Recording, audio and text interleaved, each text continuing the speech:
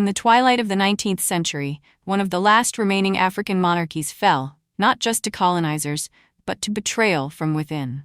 This is the story of Queen Ranavalona III, the final monarch of Madagascar, who stood between her kingdom and European conquest. A queen whose defeat was written not only in gunpowder and politics, but in whispered betrayals, political pressure, and bitter isolation. It is the tragic tale of a woman who lost her kingdom and was paraded through foreign lands like a museum piece. Let's go back to the beginning. Before colonization, Madagascar was an independent and powerful kingdom. Located off the southeastern coast of Africa, it had a unique blend of African and Southeast Asian heritage, with a monarchy that traced back centuries. By the late 1800s, it was ruled by the Merina dynasty, a powerful line of monarchs centered in the highlands of the island. And by 1883, the young Ranavalona III had been selected to ascend the throne, following the death of Queen Ranavalona II. She was just 22 years old. Educated, fluent in French, and raised in a Christian court, Ranavalona III was a symbolic choice. The real power often rested in the hands of the prime minister, Ranavalona, who had served under two previous queens. But Ranavalona III quickly showed she was more than a ceremonial figure. She carried herself with dignity and determination, and she wanted to preserve Madagascar's independence. Europe was in a frenzy of empire building. The scramble for Africa was at its peak. France had long eyed Madagascar, having launched 2 invasions earlier in the century. With neighboring territories falling under colonial control, Madagascar became a prize the French were unwilling to leave untouched. In 1883, France declared war once again, this time accusing the Merina monarchy of violating past treaties. The First Franco-Hova War began, a brutal conflict that led to France seizing control of key coastal areas.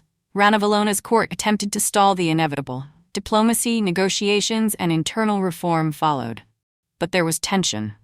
While the monarchy publicly resisted the French, some nobles, frustrated by the erosion of their own power and tempted by French promises, began secretly siding with the enemy.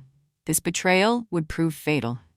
As France tightened its grip, Ranavalona was faced with an impossible choice: resist and risk war, or comply and lose sovereignty bit by bit. She tried to preserve the kingdom by modernizing the military and enacting reforms, but the French had superior weapons, international alliances, and more importantly, collaborators within the palace. By 1895, the French launched a full-scale invasion of the island. Unlike earlier attacks, this time they were organized, ruthless, and determined. The army stormed into Antananarivo, the capital. The palace was surrounded, and in a shocking twist, the Queen's own military officials refused to fight. It was a bloodless coup, not because the French spared lives, but because the Queen was abandoned. On January 28, 1897, the French officially abolished the Malagasy monarchy. Ranavalona III was forced to relinquish all symbols of her rule. The royal court was dissolved. Sacred objects were confiscated. The Queen was exiled, first to the island of Réunion, then later to Algeria. In a cruel irony, the people who once bowed to her, nobles, ministers, military leaders, were the same ones who quietly accepted the new French order. Some were rewarded with positions in the colonial administration. Others simply looked the other way, hoping to maintain their wealth and status under foreign rule. Ranavalona, however, remained defiant. Even in exile, she refused to call herself anything but Queen of Madagascar. The French portrayed her exile as civilized. She lived in villas, she wore Parisian gowns, she attended social events in France and was photographed often, a model African queen stripped of power and used as a colonial showpiece. But beneath the surface was sorrow, humiliation, and longing. She had no throne, no country, no freedom. She was watched, her letters censored, her finances controlled by French officials. In Algeria, she received occasional visitors, former supporters, curious journalists, Malagasy students. But the sparkle of royalty had dimmed. She died in 1917 at the age of 55. Her body was eventually returned to Madagascar in 1938, where she was buried alongside other Malagasy royals in Antananarivo. But her kingdom had long since become a French colony. Ranavalona III's legacy is complex. To some, she is seen as a passive figurehead, a queen whose rule was shaped by others. To others, she is a tragic symbol of a kingdom undone by internal betrayal and external aggression. What is undeniable is this: she tried to protect Madagascar's sovereignty. She bore the humiliation of exile with grace. And she remained proud of her identity as a Malagasy queen. The deeper tragedy lies in the betrayal.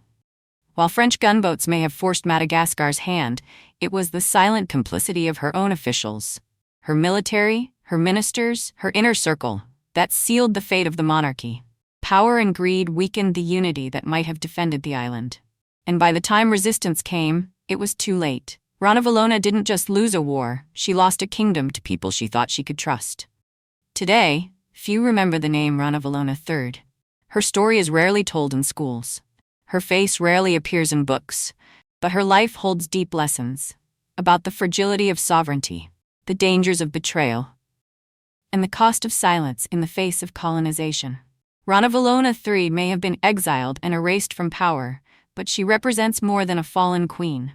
She represents the last heartbeat of an independent Madagascar before colonialism took hold. And in remembering her, we reclaim a story the colonizers tried to bury. She was betrayed by her own people, stripped of her crown, shipped across seas.